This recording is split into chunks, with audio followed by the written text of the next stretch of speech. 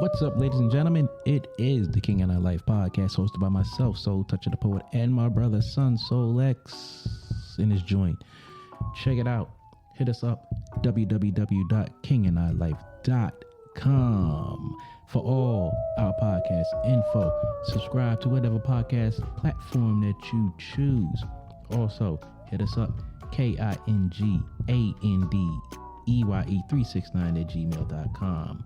Email us your suggestions, your feedback, and all that good stuff.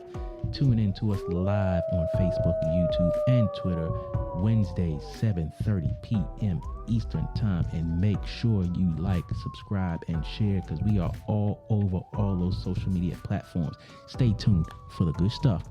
Yeah, we out. What's up, ladies and gentlemen? Welcome back. It is the King and I Life podcast, hosted by me, Soul Toucher the Poet, and my brother in the house, Son Soul X.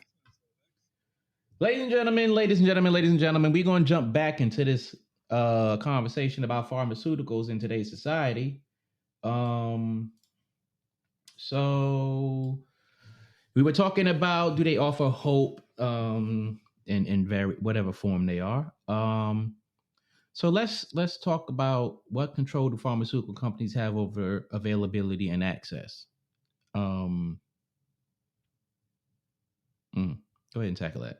I had to think. Man, this shit is out here everywhere. You hear me? Everywhere. This shit is out here. You can get a hold of a damn drug before you can get a hold of your damn mama. You hear me? Before you can reach your mama on the phone, you can walk into any gas station, any damn Rite Aid, CVS, any pharmaceutical damn drugstore, and get this whatever it is you're looking for. That's crazy. You can get a hold of that before you can actually reach someone within your family if you needed them, in some cases. I mean, they've just put it out here everywhere.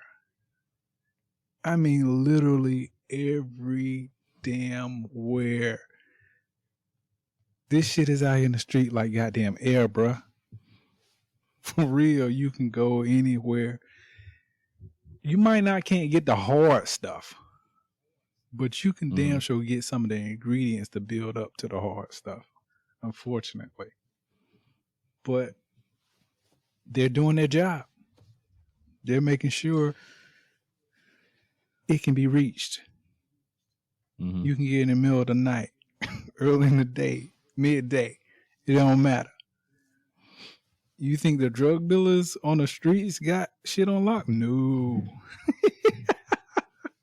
No, they can't even compare to the pharmaceutical companies.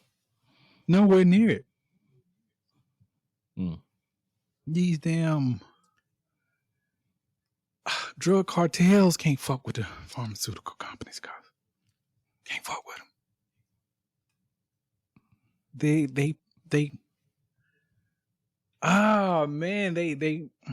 They can't hold a candle to these pharmaceutical companies. I promise you they can't. It's a good thing, I guess, depending on what you're trying to get and what you're trying to get it for.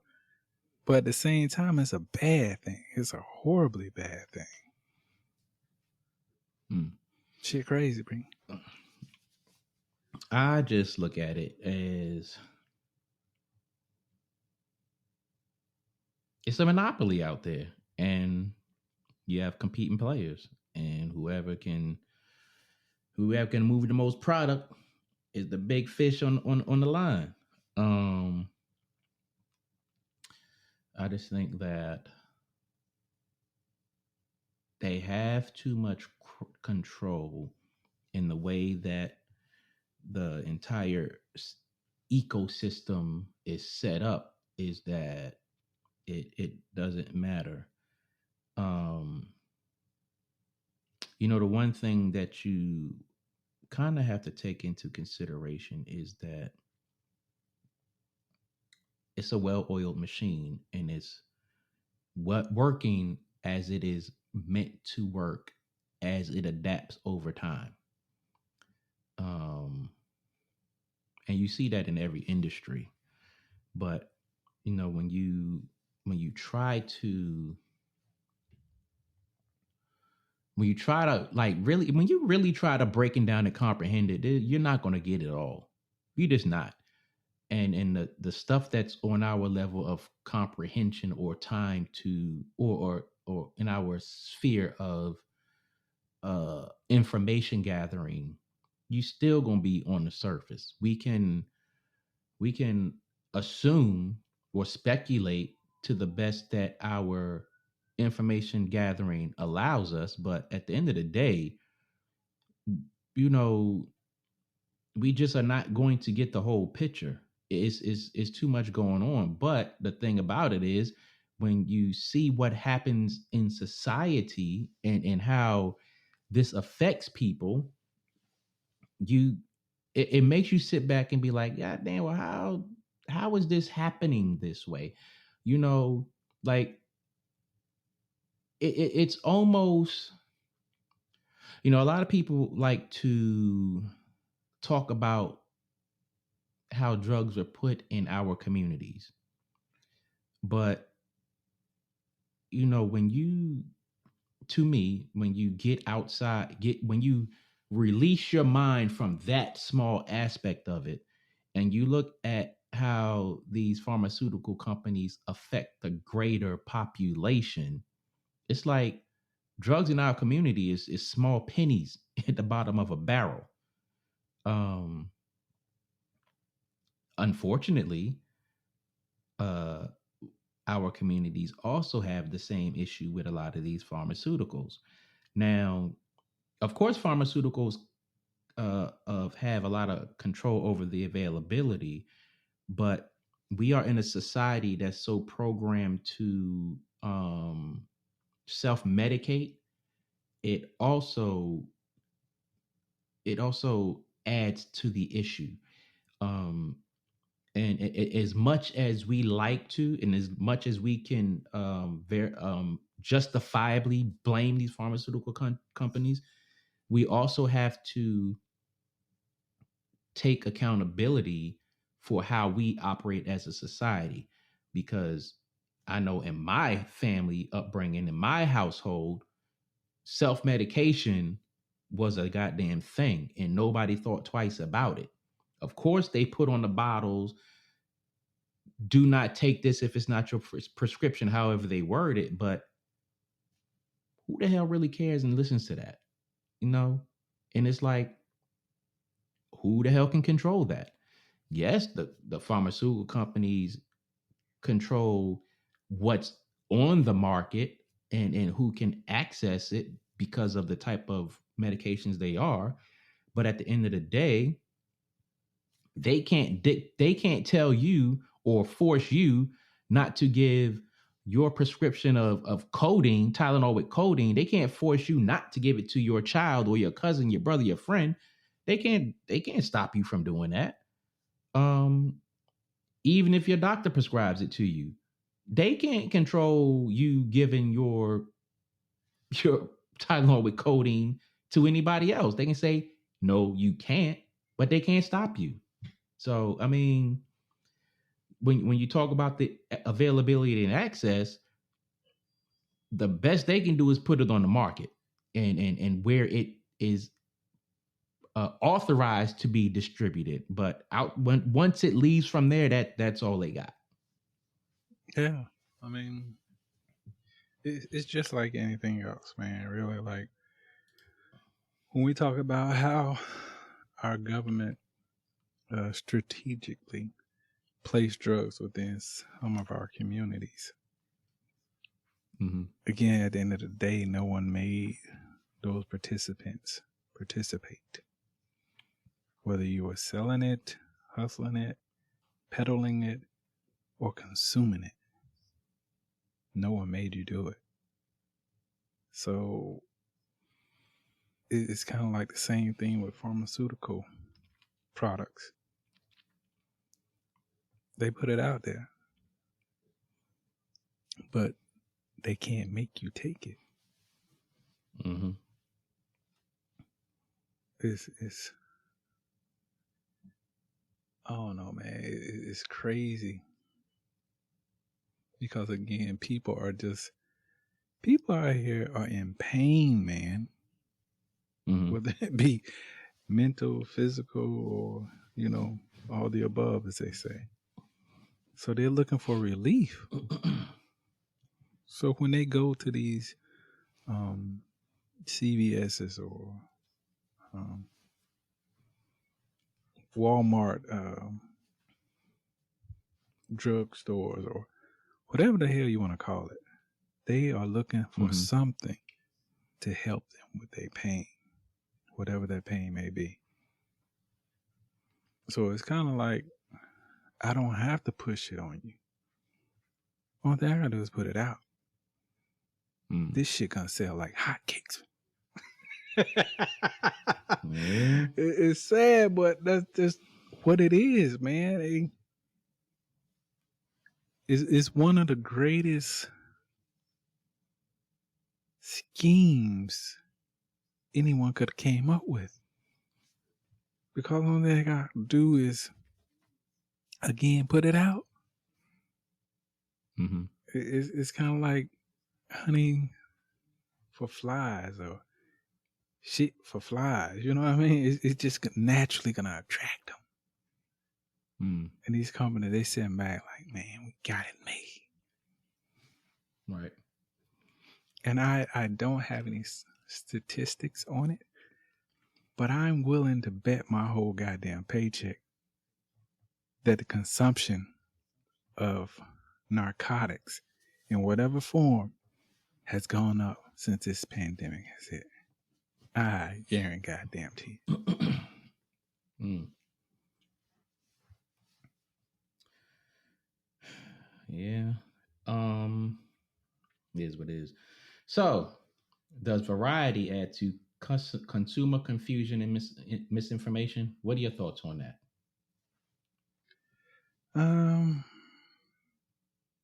I think it does. Really? Yeah. Why you say that? It's kind of like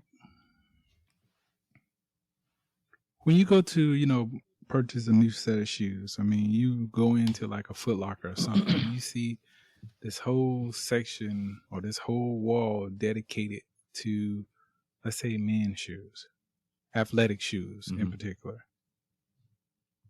And you be looking at all the different colors and flavors and drip, as they say. And you be like, damn, which one's going to fit me the best? Which one's going to make my outfit? Which one's going to have them on me? Have them, be like, he got that sauce. That's kind of like what it is for them. These pharmaceutical drugs, like which one is going to alleviate my pain the most? So in some cases, they like, well, hell, I'll try them all. Until I find the one that fits me the best. So during the course of trying to self-medicate themselves or heal themselves, they might start off with the generics and work their way up to the ones that actually cost more.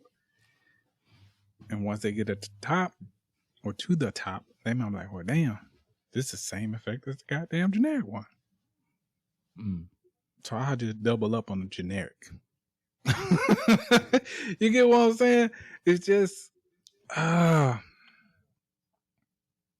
people are gonna go through these pharmaceuticals until they find what it is that fits their bill.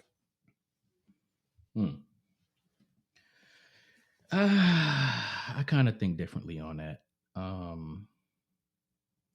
I don't think it causes misinformation. I think it may cause a little confusion to the effect of people don't know which one to grab. But misinformation, I don't think so, because if you really like, if your doctor says, hey, I can prescribe you whatever milligram of Motrin or whatever the case may be, that you can't buy in the store because the dosage is too high. You have a choice between name brand and generic brand. And then also, when you go to the store, you have the option to buy whatever the highest dose in the store and the generic brand, or several generic brands, or whatever the case may be. So I don't think it causes misinformation. But as far as confusion, yeah, because you don't know which one to grab. And when you look at it from that aspect, it's like, I have so many choices. Which one should I grab?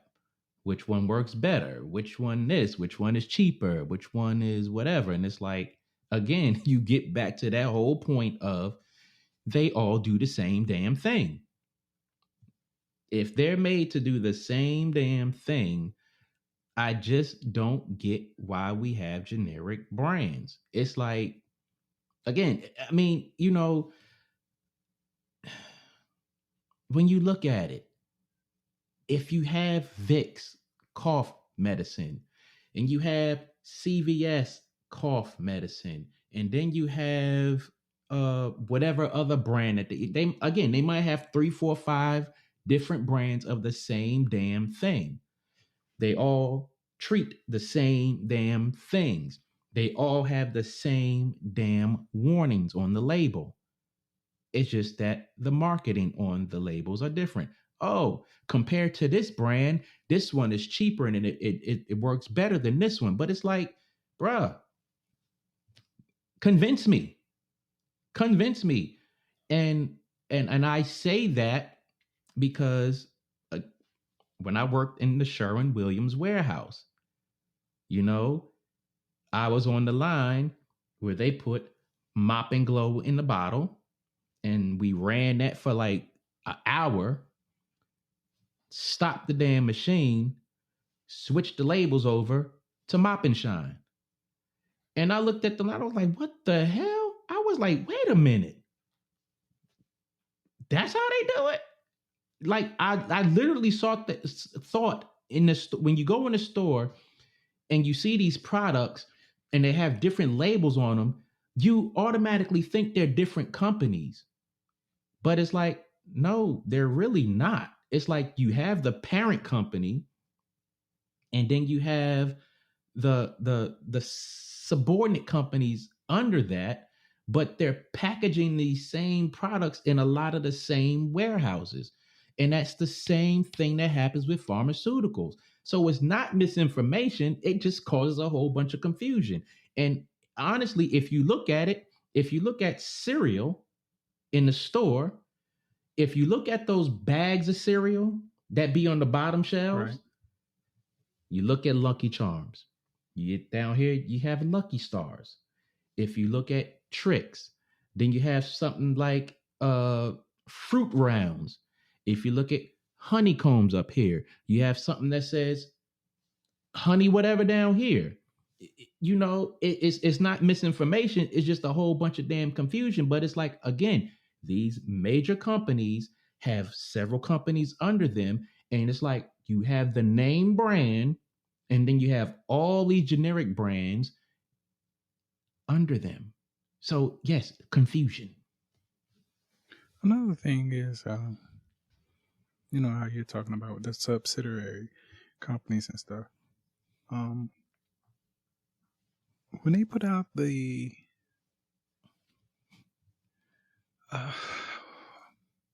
instructions or the information on what's supposedly in these products that comes along with, these narcotics. I mean, who really actually stops and take the time to read those pieces of information? Nobody. Like, nobody really. You'll get a piece of paper, like a little square, and then by the time you get done from unfolding that mug, it's damn near like a U.S. map.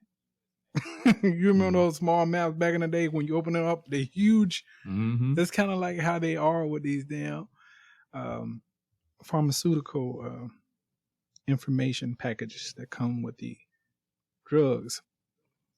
And again, people are not, sadly, for the most part, people aren't going to read that from, line 1 to line 632. They're just not. Right. Only thing they're looking at is, I got a problem. This is what my doctor's saying will take care of the problem. Mm-hmm. Let me take care of the problem. So the information that they put out, again, 9 times out of 10, the average person don't understand what the hell that shit is. They don't want to understand. No, they don't, because hell, it will take them damn 45 minutes to look up 5 words and then to try to understand those damn words. So again, they put the information out, but people just don't have the time or aren't willing to take the time, shall I say, to actually go through the paperwork, look it up for themselves, and see exactly what the hell is in this product that they're taking. It's another way. To me, it's like if I'm a pharmaceutical company, I'm being informative. I'm giving you all the information, but at the same time, I know you're not going to look at it. I just know you're not. Pretty much. So, anyway.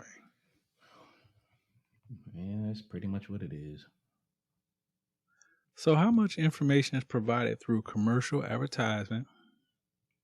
Who are some of the targeted audiences?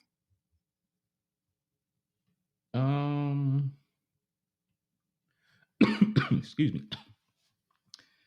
Well, if you look at the commercials, especially those today, I think it's you have to put disclaimers on what's in it, what side effects it has, and all this, that, and the other. Don't quote me on that, but I think that's how it is.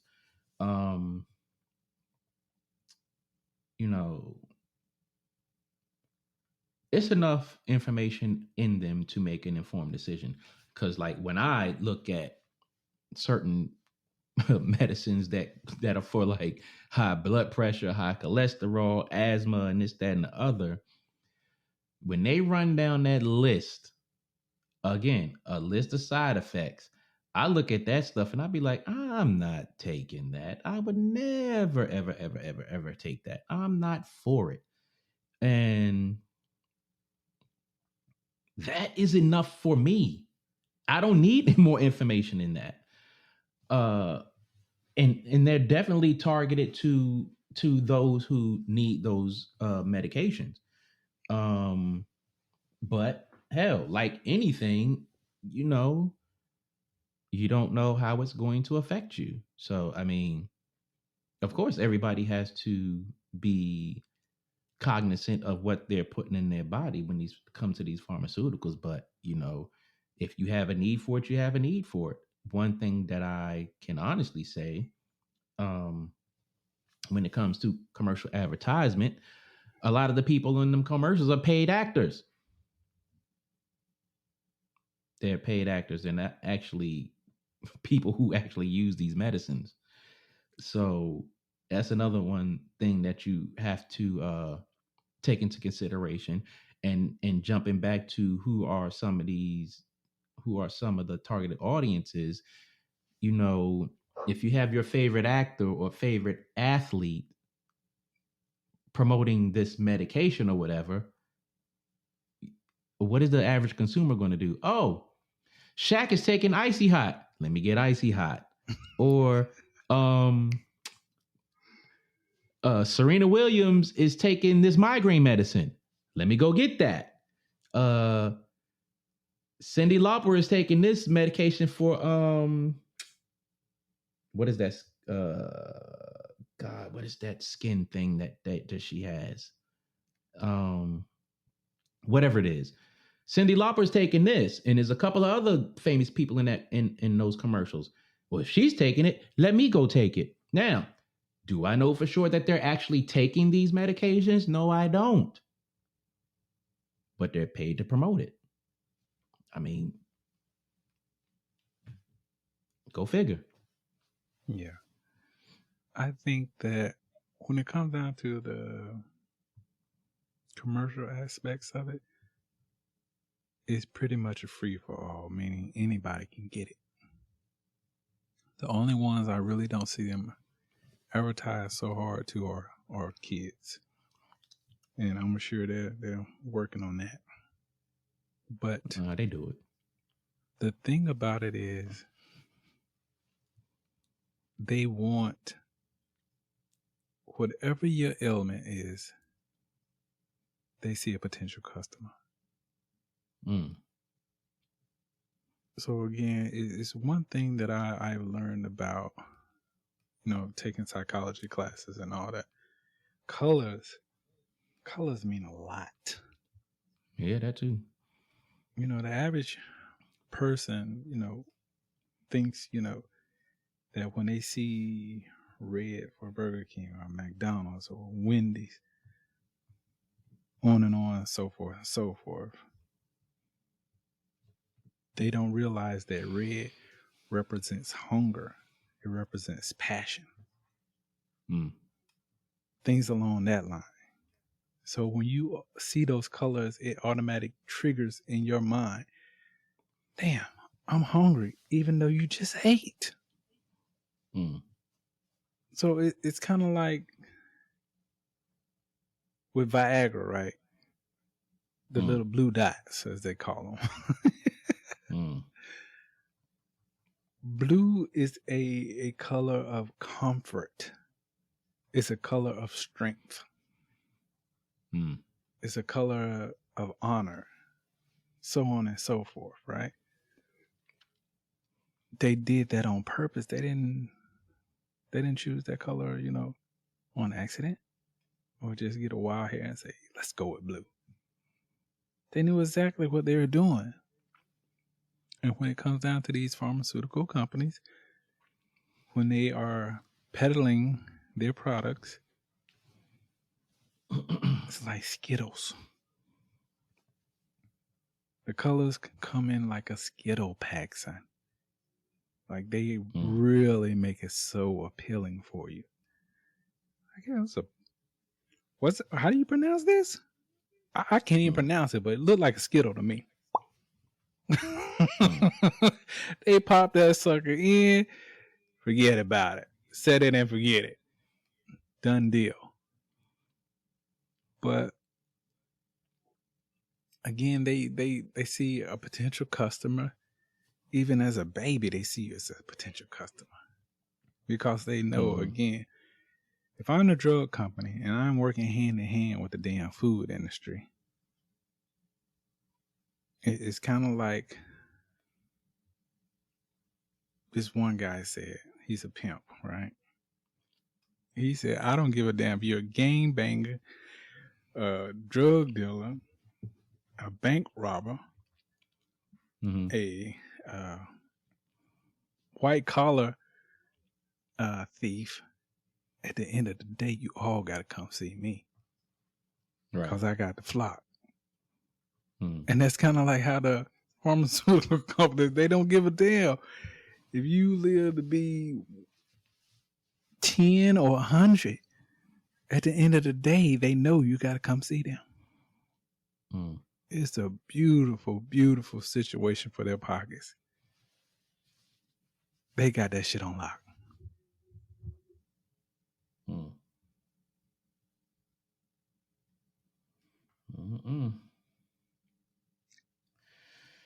It's just a crazy world out there when it comes to these pharmaceuticals. I don't know, man. I just, you talk about the colors and of course you get that from psychology class and this, that, and other. Me, I am I'm addiction proof when it comes to medicines and stuff like that. That's just me. I know there's no way I can get addicted or even I'm not running to any medication because, oh, it's red and it means this. Oh, it's blue and it means that. I don't need it. I don't need it because I know what it does I know what it can do to me. Right. It's bad enough I pollute my body with some of the foods I eat and stuff like that, and the air that I breathe every day out here in the free world. So for me, I don't think I want to contaminate my body so much with more stuff like that. And I think it's just the whole thought process of, people want to get well, and this is what is out there that's supposed to get you well. I just think people need to be mindful of what they ingest. I mean, there's no other way around it to me. No, definitely not. I mean, if you think about it, that the average person, right? Again, they're not even thinking about the consequences of the color of the pills they may be taking. They just don't think about it. They're just, again, in that mind frame of I'm hurting or my body is telling me it needs this. I'm going to take it. So when it comes down to the actual audience, again, it's across the board. Like these pharmaceutical companies, we got you covered. It doesn't matter to them. Again, the average person sees a baby. The average pharmaceutical company sees a customer. So again, that's why I think they advertise so hard, man. They really go hard. Like if you look at the number of commercials now, as opposed to when we were kids, like the numbers have gone up dramatically. It's damn near like triple the number of commercial in betweens programming. Whatever, show you may be watching. But I can guarantee you at least 2 to 3 commercials are going to be about some type of new drug that's supposed to help you for this or help you for that. I mean, they got it. So they don't mind spending it because they know they're going to get their return. It's a given.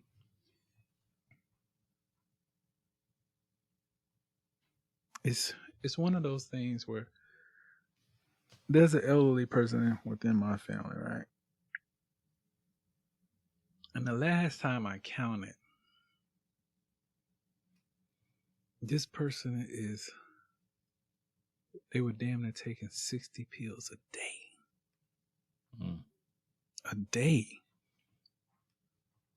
I mean, think about that. Damn near 60 a day. They're down to like 17 now, I want to say. But if you popping that many goddamn pills per day, imagine how much just one of those fucking pills are going for. And I don't give a damn if it's just going for $1.50. The most expensive one may be damn $20, $25 a pill. That is fucking incredible. That, if it was that easy, they're not going to stop. I totally agree with you on that. They're not going to stop. At the end of the day, they're all about their money. They don't give a damn about who they hurt. Yeah, they'll put it out there. Yeah, we want to help you. We want to help you. But at the end, they're just trying to help their pockets. I think, anyway. Again, it's just my personal opinion.